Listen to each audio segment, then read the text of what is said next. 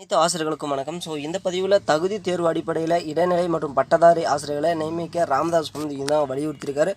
அதே மாதிரி காலி பணியிடங்களோட எண்ணிக்கை 28,000 இருக்குது. அதே மாதிரி 2012 அண்ட் 17 இருவருக்குமே டோட்டலாக பார்த்திங்கன்னா வேகன்சிலாம் ஃபில்லப் பண்ண முடியும் அப்படின்றதையும் குறிப்பிட்டு சொல்லியிருக்காங்க. வாங்க நம்ம முழுமையாக வீடியோக்குள்ளே போகலாம்.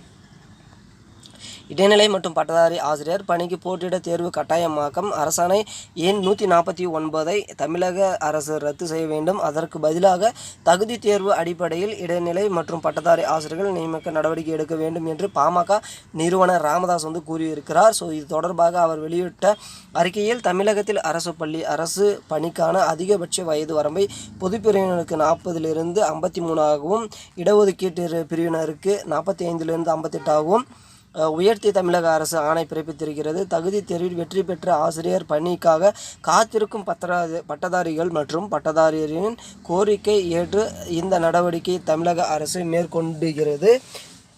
வரவேற்கத்தக்கது தான். அதே நேரம் இது மட்டும் போதாது. தமிழக அரசு பணிக்காக தகுதி தேர்வில் வெற்றி பெற்றவர்களுக்கு தங்கள் போட்டித் தேர்வு நடத்தாமல் நேரடி ஆசிரியர் நியமிக்க வேண்டும். ஆசிரியர் பணிக்கான வயது வரம்பு உயர்த்த வேண்டும் என்று கோரிக்கை வலியுறுத்தி கடந்த செப்டம்பர் 27 முதல் சென்னை தொடர் போராட்டங்கள் நடத்தி அவர்களுடன் பேச்சுவார்த்தை நடத்தி பள்ளி கல்வித்துறை அமைச்சர் அன்பில் மகேஷ் பொய்யாமொழி அளித்த வாக்குறுதி நிறைவேற்றும் வகையில் வயது வரம்பு உயர்த்தப்பட்டுள்ளது. ஆனாலும் அவர்களின் முதன்மை கோரிக்கை இன்னும் நிறைவேற்றப்படவில்லை. இடைநிலை பட்டதாரி ஆசிரியர்கள் பணிக்கு இரு தேர்வுகள் கூடாது. ஆசிரியர் தகுதி தேர்வின் வெற்றி பெற்றவர்களை போட்டித் தேர்வு நடத்தாமல் நேரடியாக பணியமர்த்த வேண்டும் என்பதுதான் அவர்களின் முதன்மை கோரிக்கையாகவும் இந்த கோரிக்கை நிறைவேற்றுவதில் தமிழக அரசுக்கு எந்த சிக்கலும் இல்லை. ஒரே ஓர் அரசாணை பிறப்பிப்பதன் மூலம் இந்த கோரிக்கை தமிழக அரசு நிறைவேற்றலாம். இந்த கோரிக்கை நிறைவேற்றுவதால் தமிழக அரசுக்கு நிதி சார்ந்த செலவுகள் எதுவும் ஏற்பட போவதில்லை. ஆனால் இந்த கோரிக்கைகள் நிறைவேற்றுவதற்கு தமிழக அரசு தயங்குவது ஏன் என பார்த்திங்கன்னா தெரியல அப்படின்னு சொல்லியிருக்காரு. 2012 ஆண்டு நடத்தப்பட்ட தகுதி தேர்வில் வெற்றி பெற்றவர்களுக்கு அதன் தரவரிசையில் அடிப்படையில் ஆசிரியர் பணியும் வழங்கப்படும். அப்போது போட்டித் தேர்வு எதுவும் நடத்தப்படவில்லை. ஆனால் 2018 ஆண்டு ஜூலை 20 நாள் பிறப்பிக்கப்பட்ட 149 என்ற எண் கொண்ட அரசாணை மூலம் போட்டித் தேர்வை அப்போதைய அரசு திணித்தது. அதற்கு பாமகவுடன் இணைந்து எதிர்ப்பு தெரிவித்து அப்போது எதிர்க்கட்சி தலைவர் ஸ்டாலின் திமுக ஆட்சிக்கு வந்தால் போட்டித் தேர்வை ரத்து செய்வோம் என்று சூளுரைத்திருந்தார்.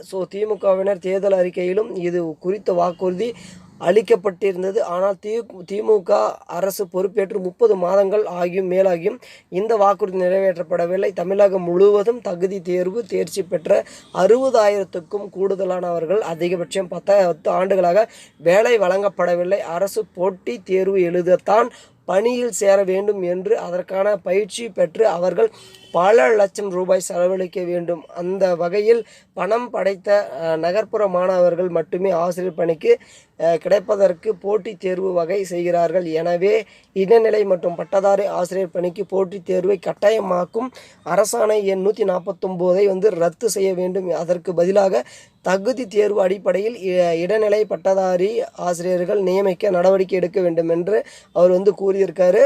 இவர் நிறைய குரல் கொடுக்குறார் ஆசிரியர்களுக்கு. குறிப்பிட்டு சொல்லணும்னா எந்த போராட்டத்திலையும் சரி கேள்வி கேட்கறது ராமதாஸ் அன்புமணியாக தான் இருக்குது அப்படின்றதும் நல்லா தெரிஞ்ச விஷயம்தான்.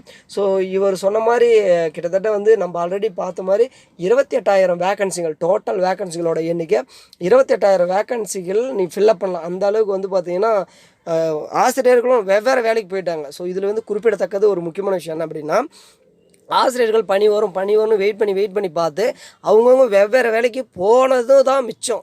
அதுதான் உண்மையான தகவலும் கூட.